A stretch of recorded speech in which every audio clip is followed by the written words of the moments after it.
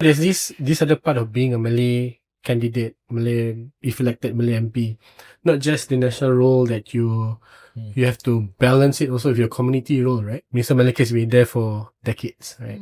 So how do you see yourself as a Malay leader championing perhaps some issues close to the hearts of the Malay community? Well, I'll start by saying that we all have multiple identities, whether as a young person, as a parent, as a female, as a minority. And I've always believed that for us to be a holistic person, we have to embrace all of our identities. And I do that proudly. I've had the opportunity to work very closely with community leaders. And really the love for the community and building it started for me actually as a journalist. Because as a young journalist, you and I would chase stories together, I remember, on certain community events. I definitely have seen Hadi on the trail when we are reporting on community stories.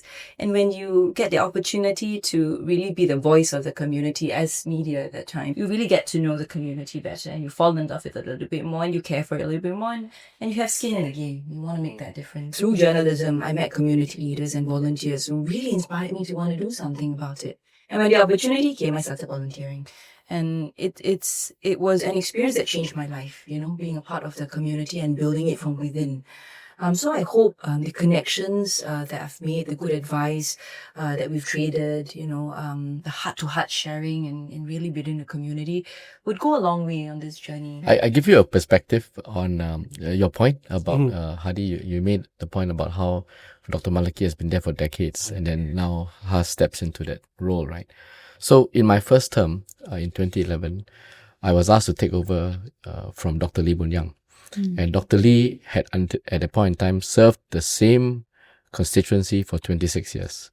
And of course, everyone knows Dr. Lee. He was a minister for many years and very respected. I was a bit worried taking over from someone filling those shoes of a giant. But with each moment, I realized that the structure of the institution, the party in particular, and the branch is meant to serve the residents.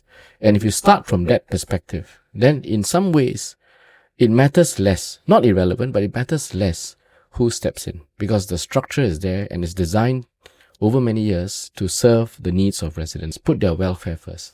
And when you start from that perspective, I think it makes a big difference. Of course, the other thing I learned is, the goodwill, the trust, the respect is not transferable. It's got to be earned afresh. But if you are sincere, you take time to work with the grassroots, the activists, the volunteers, and you put residents at the heart of what you want to achieve, then I think taking over from someone who's been there for many decades, as you put it, is not insurmountable. In fact, in some ways, there's a lot of stability in the system because it's been helmed by someone like Dr. Maliki for many years. So I think Has can do that.